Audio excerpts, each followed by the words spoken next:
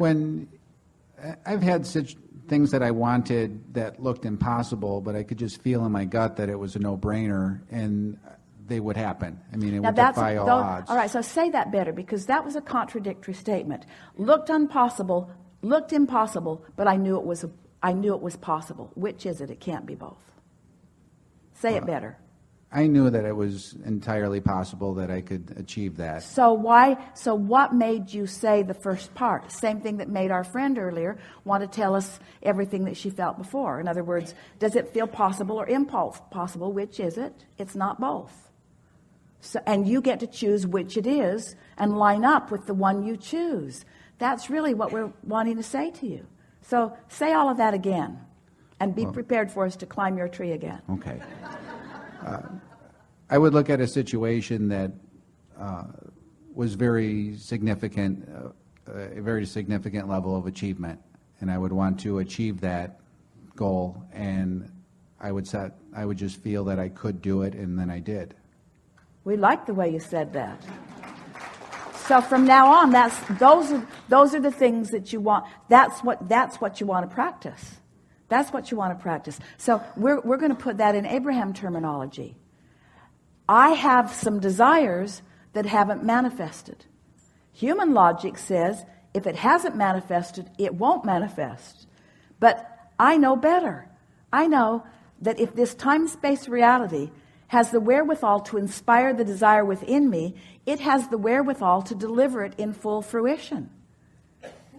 That's the only thought you ever need to practice. If I want it, I can have it. If I want it, I can have it. If I want it, I can have it. Let's just take another step. If I want it, I can please myself with the wanting of it even before it manifests. Ooh, isn't that a nice thought? If I want it, I can take pleasure from the having of it even before I have it. Stay with us. This matters. If I want something and I don't have it yet, meaning everybody around me can't see me in the having of it, I can still have it in my mind. I can still take pleasure from the unfolding of it to the degree that the whole reason for the existence of the goal is to give me the life-giving moments along the way. And then not only do I have pleasure in the thinking about it, but I'm going to have pleasure in the manifestation of it. Can you see how this step 4 that we're talking about is, so I want this thing I want it. I'm asking for this thing I do not have. But I'm so not bound up in the not having of it. I'm so at one in my knowledge that it is coming that there's no absence of its vibration anywhere within me. I'm not longing for it. I'm not yearning for it. I'm not suffering for it. I'm not pleading for it. I like knowing that I want it.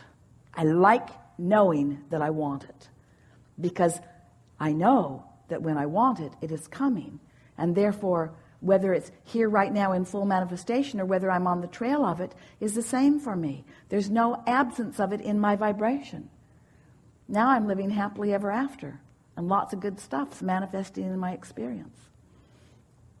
The whole process of living happily ever after is to not spend an inordinate amount of time in step 1. Ask and get on with it. You let your parents train you in an inappropriate way. They made you suffer too much before they gave up the goods. Life is supposed to be good for you, and it's supposed to be good for you now and always. Nowhere was there anything that you signed that said, I will suffer for a specific amount of time before goodness is released to me. Not one of you signed that contract. And yet you seem to have adopted it a little bit somewhere along your way.